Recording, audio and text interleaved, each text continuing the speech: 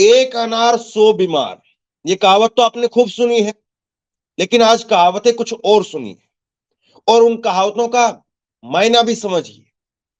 चुनाव आयोग को लेकर के शिकायत केवल ईवीएम की नहीं है कि ईवीएम के अंदर कुछ गड़बड़ी है, विपक्ष केवल ईवीएम का रोना रो रहा है।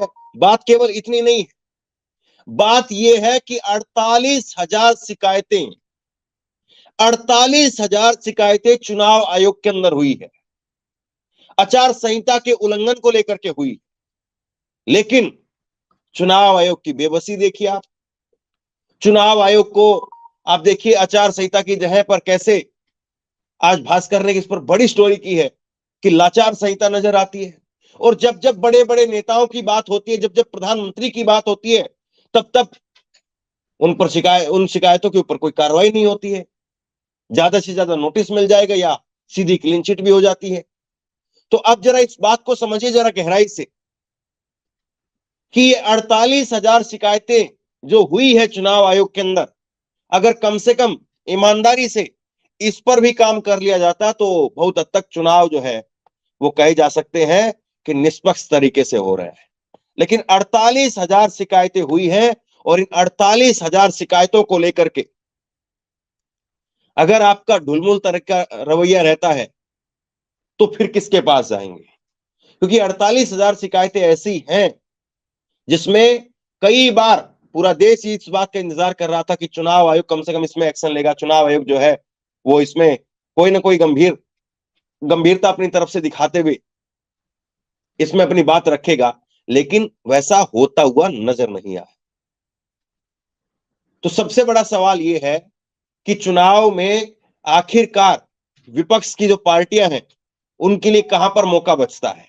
विपक्ष की पार्टियों पर जब जब कोई शिकायत होती है तो उन पर तुरंत एक्शन होता है, लेकिन सत्ता पक्ष की पार्टियों के ऊपर, प्रधानमंत्री के ऊपर, गृह मंत्री के ऊपर या भाजपा के और तमाम नेताओं के ऊपर जब जब शिकायतें हुई हैं तब तब उन पर चुनाव आयोग की चुप्पी मौन साधना क्यों देखी जाती है।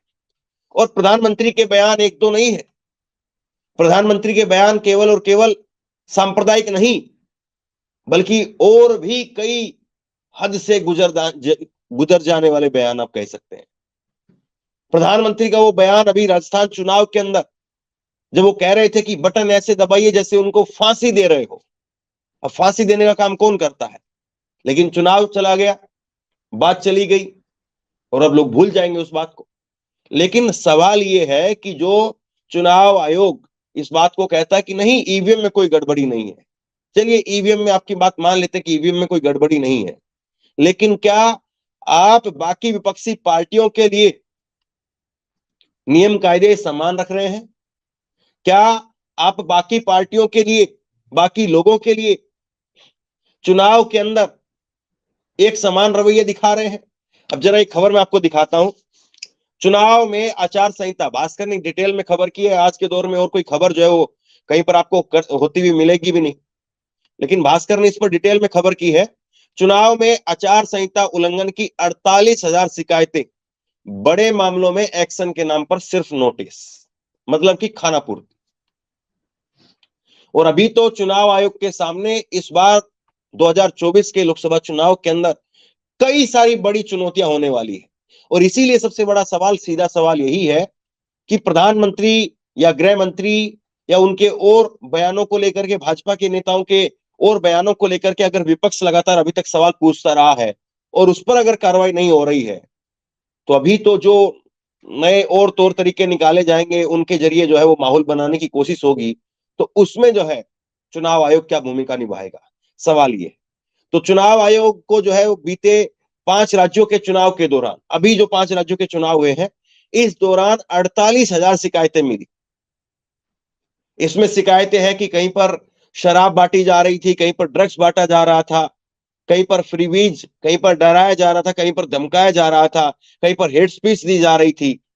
और आयोग को सबसे ज्यादा शिकायतें, 21,000 शिकायतें वो राजस्थान से मिली है। राजस्थान से 21,000 शिकायतें मिली है आयोग को। और आयोग का दावा है कि उसमें 83% को उन्होंने 100 मिनट के अंदर निपटा दिया। लेकिन प्रधानमंत्री के बयान का कहीं पर आपने जिक्र सुना? कहीं पर आपने सुना कि प्रधानमंत्री ने क्या कर रहा है, प्रधानमंत्री के बयान पर चुनाव आयोग क्या कर रहा है? कहीं पर क्या आपने इस बात को सुना, समझा? तो ये बड़े सवाल जो है यहाँ पर खड़े होते हैं, और चुनाव आयोग का इस पर क्या खाना पूर्ति दिखती है, ये अपने आप में बहुत गंभीर है। और इसके बाद में आगे इस रिपोर्ट में कहा गया है कि बड़े मामलों को अगर देखें तो बड़े मामलों में नोटिस भेज करके खाना पूर्ति दिखाई देती है, बाकी और एक्शन जो है वो होता हुआ नजर नहीं आता है। तो ये बयान जो है ये अपने आप में बहुत कुछ इससे आप बहुत कुछ समझ सकते हैं, और इसीलिए इस रिपोर्ट को नाम दिया गया है लाचार संहिता, आदर्श आचार संहिता, उसको नाम दिया गया है लाचार संहिता। तो लाचार संहिता का जो है वो नाम दिया गया है, और लाचार संहिता में क्या क्या हो रहा है वो आप देखिए। और सिर्फ इसमें जो 21,000 शिकायतें मिली हैं राजस्थान से, 21,000 शिकायतें मिली राजस्थान में, जहां पर प्रधानमंत्री नरेंद्र मोदी का बयान था कि आप जल्लाद की तरह से उनको फांसी दीजिए, वहां पर 21,000 में से केवल 12 शिकायतों के ऊपर चुनाव आयोग की तरफ से नोटिस जारी किया गया। चुनाव आयोग कहता है कि 21,000 में से 83% का हमने वहीं पर 100 मिनट के अंदर उनका जो है वो फैसला कर दिया, निपटारा कर दिया, लेकिन 21,000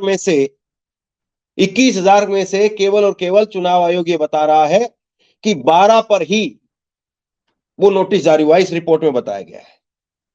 और अधिकारी भी ये मान रहे हैं कि आदर्श आचार संहिता लागू करवाने के लिए उनके पास में कोई कानून नहीं है, और इसीलिए इक्का दुक्का जगह पर ही ठोस कार्रवाई हुई है, बाकी जगह पर नहीं हुई है। कार्रवाई के नाम पर चुनाव आयोग नोटिस भेज करके खाना पूर्ति करता रहा है। चुनाव आयोग को लगातार जो शिकायतें मिल रही थी, वो शिकायतें मिल रही थी कि शराब बांटी जा रही है, ड्रग्स बांटी जा रही है।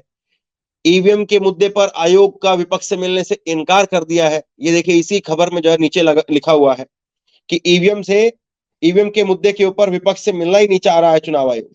तो ये अपने आप में एक बहुत बड़ा सवाल है कि देश की मुख्य विपक्षी पार्टियां वो चुनाव आयोग से मिलना चाहती है, इंडिया गठबंधन विपक्ष से मिलना चाहता है, लेकिन इसी रिपोर्ट में नीचे लिखा हुआ है कि ईवीएम के मुद्दे पर आयोग का विपक्ष से मिलने से इनकार है।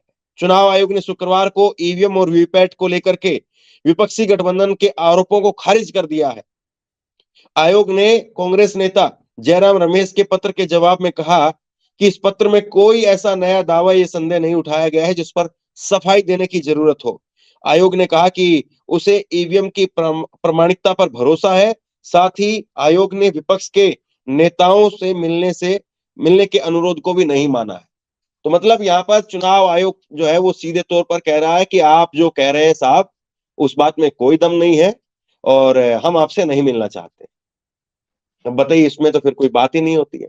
जब आप इस तरह से खारिज कर देंगे, देश में 70% जो विपक्ष को वोट जाता है उसको आप खारिज कर देंगे, तब जाकर के जो है वो आपको बातें समझ में आएंगी। अब इसके बाद में जो है वो प्रधानमंत्री के कुछ बयान मैं आपको दिखाता हूं। जो 21,000 शिकायतें हुई हैं, और 21,000 शिकायतों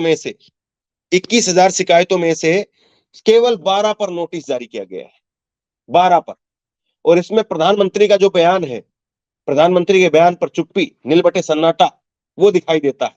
जबकि प्रधानमंत्री यही राजस्थान के चुनाव के अंदर, और इससे पहले के कुछ पुराने बयान भी मैं आपको दिखाऊंगा, जब प्रधानमंत्री कह रहे थे कपड़ों से पहचान लेते हैं, वो बयान भी मैं आपको दिखाऊंगा।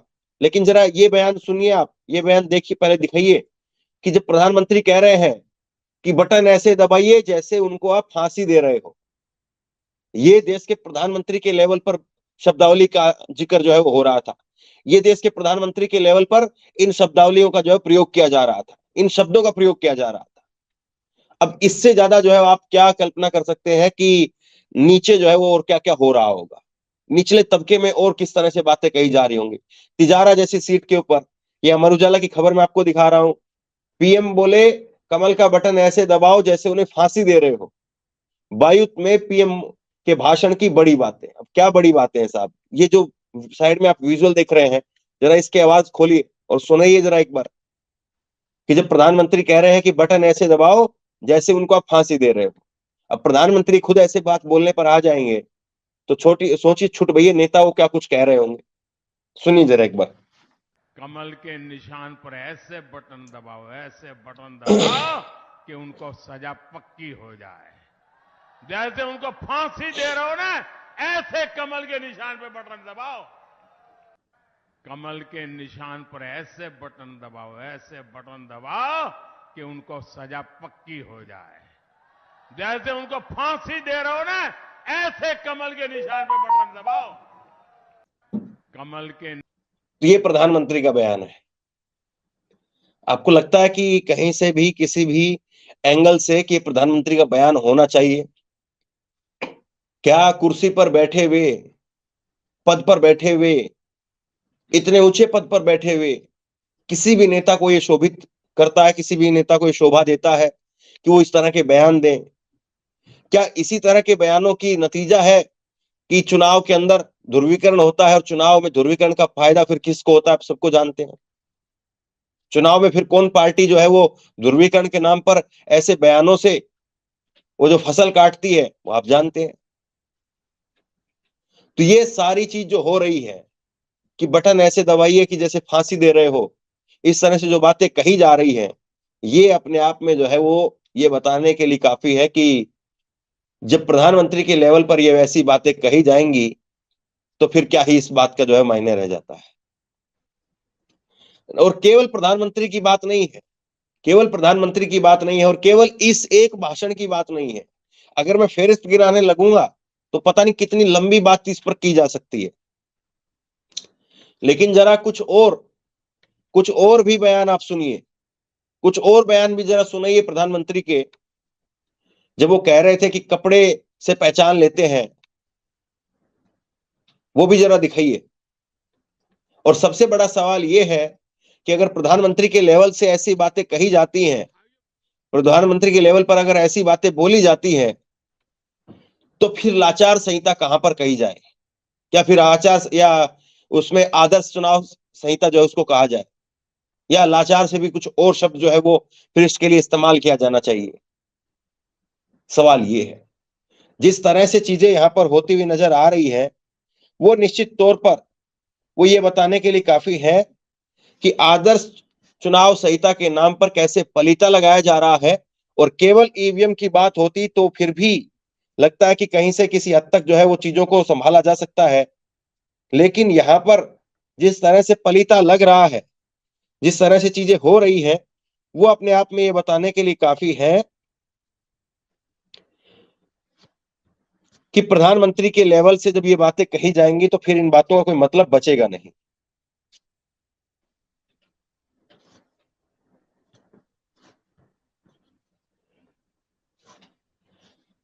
दूसरा बयान देखिए आप प्रधानमंत्री का। जब प्रधानमंत्री कह रहे हैं कि ऐसे हम जो है कपड़ों से पहचान लेंगे, सुनिए जरा ये बयान। बहनों, जो आग लगा रहे हैं टीवी पे, उनके जो दृश्य आ रहे हैं, ये आग लगाने वाले कौन है वो उनके कपड़ों से ही पता चल जाता है। भाइयों बहनों, ये जो आग लगा रहे हैं टीवी पे, उनके जो दृश्य आ रहे हैं, ये आग लगाने वाले कौन है वो उनके कपड़ों से ही पता चल जाता है। तो ये चीजें हो रही है साहब, और फिर उसके बाद में कहा जाता है कि देखिए आप कार्रवाई, आप जो है वो सही से जो है चीजों को देख नहीं रहे।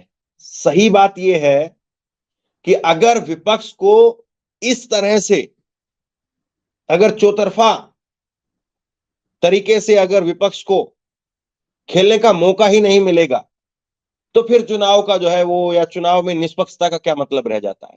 केवल चुनाव में धांधली ये नहीं होती कि आपने वोट इधर से उधर कर दिए या कुछ और आपने कर दिया। चुनाव में धांधली का मतलब ये है, चुनाव में निष्पक्षता का मतलब ये है कि हर जगह पर, हर मोर्चे पर चुनाव आयोग के जो नियम कायदे हैं उनका सब पालन करें। और उसमें अगर कोई पालन नहीं कर रहा है तो उसमें यह नहीं देखा जाना चाहिए कि ये विपक्ष का नेता है तो इस पर कार्रवाई हो, और ये सत्ता पक्ष का नेता तो है इस पर कार्रवाई ना हो।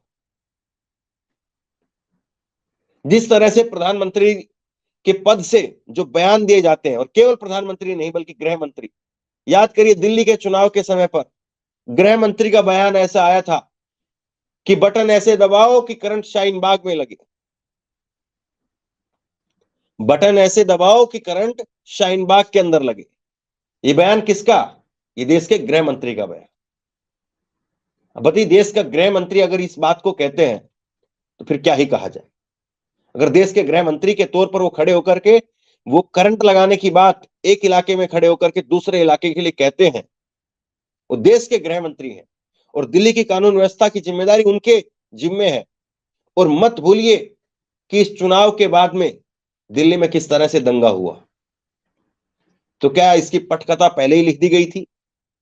क्या इसके बारे में जिस तरह से बयान पहले से दिए जा रहे थे भाजपा नेताओं के द्वारा, और आगे कई नेताओं के तो और बयान मैं आपको बताऊंगा, तो शायद जरूरत तो यह है कि चुनाव आयोग आचार संहिता के नाम पर केवल जो है वो चुनाव के समय पर नहीं, क्योंकि केवल और केवल वोटर का मन वो ये नहीं है कि आचार संहिता जब से लग गई तभी से जो है वोटर का मन वो हो रहा है कि वो प्रभावित हो सकता है। क्या और बाकी साल के जो चुनाव होते हैं बाकी दिन, क्या ऐसा नहीं होता है कि वहां पर वोटर का मन प्रभावित नहीं होता हो? तो ये सारे अपने आप में सवाल हैं। बल्कि चुनाव आयोग को तो कायदे से ये करना चाहिए कि कोई भी नेता हो, कोई भी पार्टी हो, अगर वो चुनाव आयोग के अंडर रजिस्टर है तो साल के 365 दिन वो जिम्मेदारी भरे बात कहेंगे, जिम्मेदारी भरी बातें जो है वो करेंगे, जिम्मेदारी भरे वादे करेंगे। उनके बात भाषणों में कहीं से कभी भी कोई भी अगर भड़काऊ भाषण मिलता है, किसी भी नेता के मिलता है, किसी भी पार्टी के नेता के बयानों में अगर भड़काऊपन मिलता है, भड़काने वाली बातें मिलती हैं, तो केवल जो है वो आचार संहिता के समय पर नहीं बल्कि साल के 365 दिन इस बात की निगरानी की जानी चाहिए। क्योंकि वोटर का मन केवल एक दिन में तय नहीं होता है।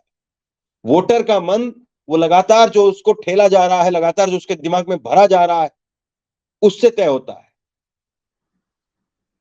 और फिर अगर प्रधानमंत्री के लेवल से कोई बात कही जाएगी, गृह मंत्री के लेवल से कोई बात कही जाएगी, तो एक सामान्य वोटर उससे आप क्या उम्मीद करते हैं? क्या वो उसके अंदर इतनी समझ होगी सामान्य वोटर के अंदर कि वो रिफाइन कर सके अपने लेवल पर चीजों को, कि वो देख सके कि कौन सी चीजें भड़काने के लिए कही जा रही, कौन सी चीजों में हकीकत है, कौन सी में नहीं है? तो ये जिम्मेदारी तो चुनाव आयोग की होनी चाहिए। जैसे कोई एक कंपनी के अंदर कोई एक कर्मचारी काम करता है तो उस कर्मचारी की जो है वो जिम्मेदारी 365 दिन के लिए होती है। ये नहीं कि वो आज कोई स्पेसिफिक दिन है तब उसको गलती नहीं करनी है। अगर कोई कर्मचारी किसी कंपनी में काम कर रहा है तो उसकी जिम्मेदारी 365 दिन की होती है, और बाकायदा ऐसा ही होता है। उसकी तनख्वाह काट ली जाती है, उसको और दूसरे तरीके से पनिशमेंट मिलता है, उसका इंक्रीमेंट रोक दिया जाता है। जब एक सामान्य कर्मचारी अगर वो अपने काम में गलती करता है और उस काम की गलती को उसका खामियाजा भुगतता है, तो क्यों नहीं नेताओं को भी उसका खामियाजा दिया जाए, इनको भी भुगतवाया जाए, और क्यों नहीं इनको भी जो है जुर्माना मिले, क्यों नहीं इनको भी दंड दिया जाए? और इस साल के 365 दिन क्यों नहीं होना चाहिए? साल के 365 दिन ऐसी व्यवस्था क्यों नहीं बननी चाहिए कि कोई भी नेता, किसी भी पार्टी का नेता वो भड़काने वाली बात नहीं करेगा? अगर आपको भड़काने वाली बात करनी है तो आपको फिर जेल की सलाखों के पीछे जाना पड़ेगा। क्यों नहीं इस तरह से सख्त कानून बनाए जाए, सब नेताओं के ऊपर लागू किया जाए? आप केवल 4 दिन करेंगे और उन 4 दिनों में भी इस पर करेंगे उस पर नहीं करेंगे, क्या मतलब रह जाता है इस बात का? और क्या पहले का जो जहर है, पहले की जो बातें हैं, पहले के जो भाषण हैं, वो चुनाव के समय पर सर्कुलेट नहीं होते हैं? क्या चुनाव के समय पर उनको शेयर नहीं किया जाता है? क्या चुनाव के समय पर पुरानी वीडियो लगाई नहीं जाती है? बिल्कुल लगाई जाती है। और क्या उससे वोटर प्रभावित नहीं होता है? बिल्कुल प्रभावित होता है। तो उसके लिए चुनाव आयोग के पास में क्या मैकेनिज्म है? और यही खतरे हैं जिनका मैं आगे जिक्र करूंगा, लेकिन पहले आप अमित शाह जी को सुनिए। अमित शाह जी क्या कह रहे हैं।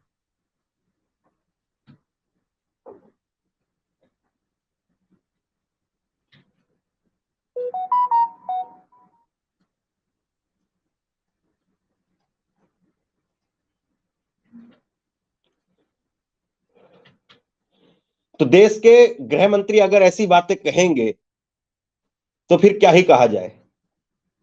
देश के गृह मंत्री अगर ये कहते हैं कि गुस्से के साथ में बटन दबाना ईवीएम के अंदर और करंट शाहीन बाग में लगे, तो फिर क्या ही कहा जाए। ये हालत हो गई है साहब। अब सवाल ये है कि अब जो नए खतरे हैं चुनाव आयोग के सामने, जो नए खतरे हैं चुनाव आयोग के सामने, कि आपको अब व्हाट्सएप पर, सोशल मीडिया पर जो अलग अलग चैनलों के पार्टियों के जो चैनल बन गए हैं, बाकायदा व्हाट्सएप पर भी चैनल बनने लगे हैं, तो उनके अंदर जो सर्कुलेट हो रहा है वो तो पता ही नहीं चल पा रहा किसी को कि व्हाट्सएप पर क्या कुछ चल रहा है। तो उसके लिए निगरानी के लिए आपके पास में क्या मैकेनिज्म? अगर व्हाट्सएप के ऊपर, व्हाट्सएप चैनलों के ऊपर अगर कुछ बातें अनाप शनाप तरीके से कही जा रही हैं, भड़काने वाली बातें कही जा रही हैं, तो उसको रोकने के लिए आपके पास में क्या मैकेनिज्म है? इतना बड़ा चुनाव देश का वो आपके सामने है, और इतने बड़े चुनाव के अंदर जो धांधलियां होंगी उसको रोकने के लिए आप क्या कर रहे हैं? और जिस तरह से शिकायतों का अंबार लगा हुआ है, एक बार जरा अमित शाह जी को सुनिए आप पहले।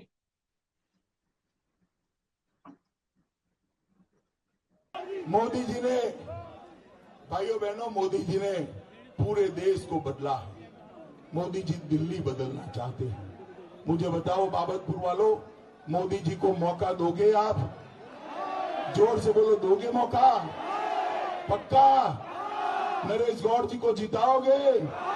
कमल के निशान पर बटन दबाओगे? भारी संख्या में मतदान करोगे? एक एक व्यक्ति वोट डालने जाएगा। 10 बजे के पहले मतदान करेंगे। तो मित्रों, बटन दबाओ, तब इतने गुस्से के साथ दबाना कि बटन यहां बाबतपुर में दबे, करंट शाहीन बाग के अंदर लगे। दबाएंगे? पक्का?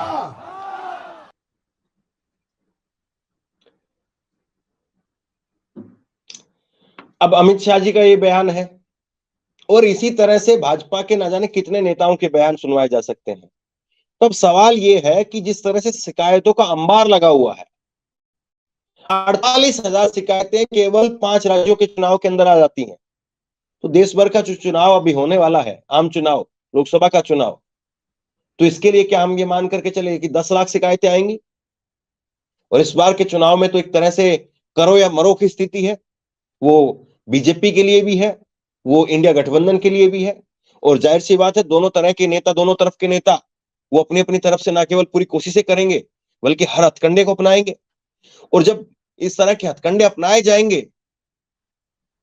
तो उसमें कहां पर जो है वो चीजें बचेंगी और कहां पर कौन कौन सी चीजें तहस नहस होंगी, कहां पर कौन कौन से नियम कायदे वो तहस नहस होंगे, क्या चुनाव आयोग को इस बात का अंदाजा नहीं है? और जब चुनाव आयोग अगर छोटे छोटे चुनाव वही अगर इस तरह से नहीं करा पा रहा है, तो जो एक कल्पना की जाती है कि एक वन नेशन वन इलेक्शन, वो कैसे हो पाएगा, वो कैसे साकार हो पाएगा? तो ये सारी चीजें हैं। और बीजेपी के नेताओं की कुछ और जो है वो बयान आप दिखा दीजिए, उसको देख करके आप अंदाजा लगा सकते हैं कि किस तरह से जो है वो चीजें चल रही हैं। और निश्चित तौर पर ये चुनाव आयोग के ऊपर एक बहुत बड़ा बट्टा है, चुनाव आयोग की साख पर एक बहुत बड़ा बट्टा है। टीएन शेषन जैसे जो एक वक्त में चुनाव आयुक्त रहे, और अभी शायद इसीलिए जो है वो चुनाव आयुक्त की नियुक्ति के अंदर सुप्रीम कोर्ट, सीजीआई की भूमिका ना रहे, क्या इसी बात के लिए बाहर कर दिया गया है?